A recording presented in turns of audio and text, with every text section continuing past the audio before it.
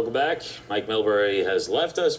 Our goaltending insider, Brian Boucher, is here, and it just feels like a weight has been lifted, does it not? Everyone's happier in the studio, and I could actually get my line in about Henrik Lundqvist. This is a guy who often looks like Superman on the ice, but against the Tampa Bay Lightning, they have proved to be King Henrik's kryptonite. This is what I was building towards, because 6 times since the start of the regular season, teams have scored 5 or more goals against Henrik Lundqvist. You look at the last 1, 2, 3, 4 of them, all Tampa Bay, including the last 2 games in this postseason series. So 6 in both of those games.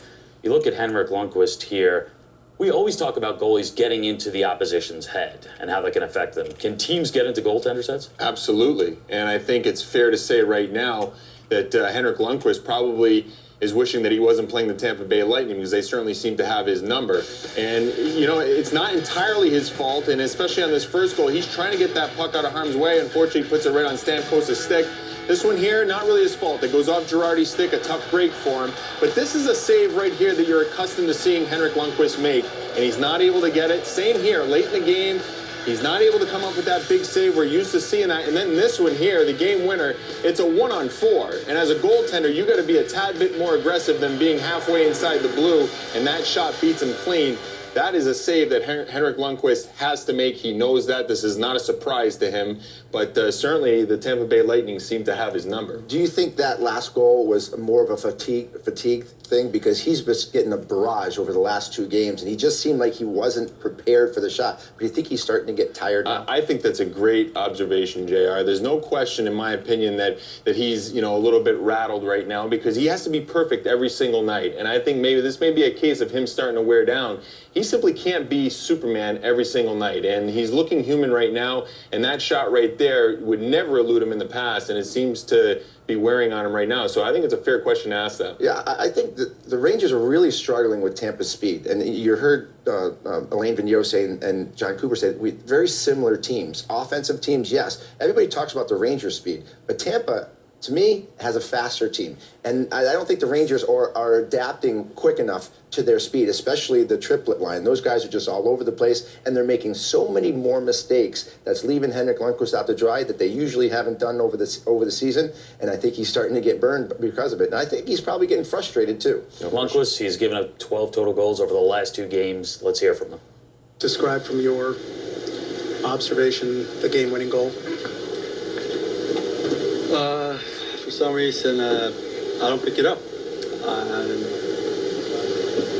When it comes at me, it looks like it's going towards me, and then I'm just late reacting. It's I have to look at the video. Why I didn't pick it up? It was just it's a tough one. It really is. The whole game, it's really challenging for me, the way they move the puck, the way they find open ice in the slot. A lot of scoring chances right in front, and I just need to dig deep here to try to be more consistent with my game plan. Try to challenge the shooter, then they pass, and sometimes you stay back, and it's just they're good, but at the same time, as a team, I think we can be a little bit better, but also I have to be better. Obviously we're not going to win if I give up 6 goals. All right, G. You're not used to hearing Henrik Lundqvist sound like that, confidence-wise. Where do you see him at this point? I think he's rattled right now. I think he's certainly, the Tampa Bay Lightning are in his head. And he said it. He says, sometimes I'm aggressive and they're able to make passes and beat me. Then I stay deep, and then they're able to beat me with shots. So that, to me, is a goaltender that is rattled right now, and he has to find a way to dig deep and get his team out of this. And he's disappointed. He's got so much pride in himself and the way that he plays, and he loves wearing that jersey, and he takes a lot of pride in it. And you can see the pain in his eyes, and he's more mad at himself. And he did say this team has to play better in front of him, but he's going to be the first one to say that he has to be better like he just did. He should have saved that puck, and he knows it. They could probably still be playing, or maybe Rangers would have won, but he's going to look at himself first before anybody else, and that's a leader, and that's why he's been so good for so long. He gives up 6 goals on 40 shots. At this point, it's somewhat difficult to say that Ben Bishop outplayed Henrik Lundqvist, considering he gave up 5 goals on 28 shots. Did something seem off about his game? Early on, Ben Bishop seemed to be, in my opinion, laboring at times. I'm not sure what the situation was, but he didn't play. Here, if you see him, he's talking to the linesman. He was laboring at times if you watch him get up, and he didn't have his best game either. Here on this first shot of the game, he's not fighting to find the puck. He's just taking position. Here he makes a good save.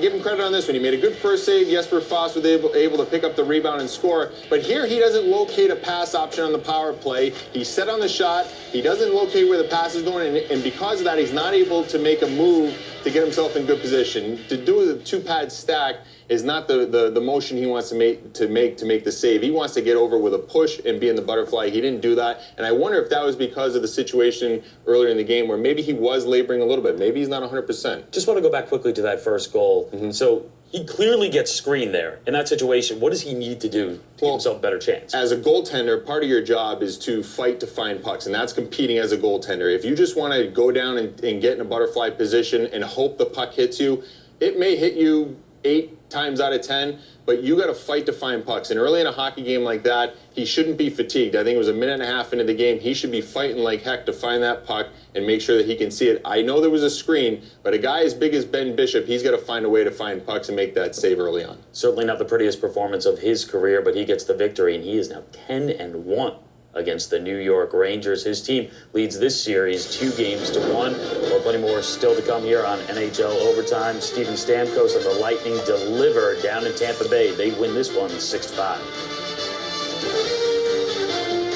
You totally